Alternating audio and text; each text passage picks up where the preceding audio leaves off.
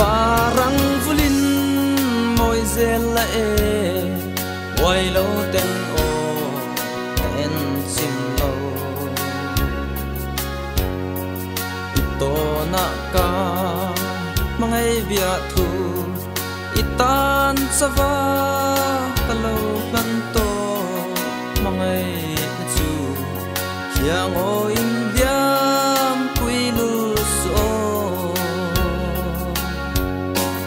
an soi mangai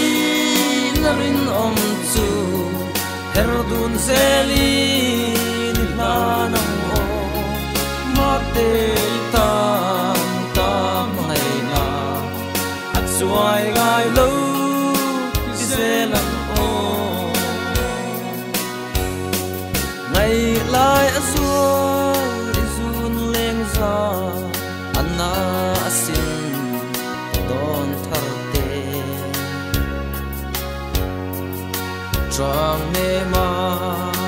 ka beila yan mangai na rin om chulanin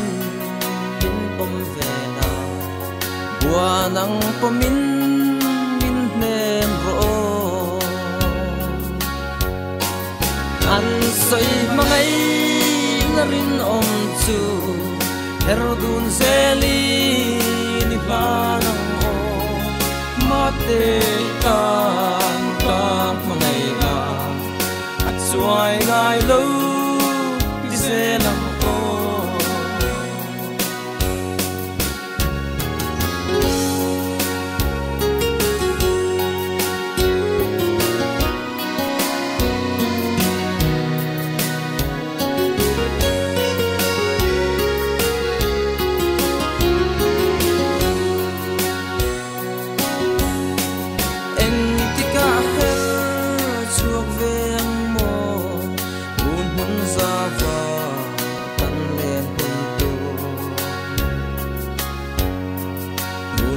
Sava kan len hun chua chu mang zing trin lung ngai na le mang an na te en chim lo di nol tong an soi mangai na rin om chu herdun zeli ni planang o mate kan ka mangai na at suai ngai lo di zelang o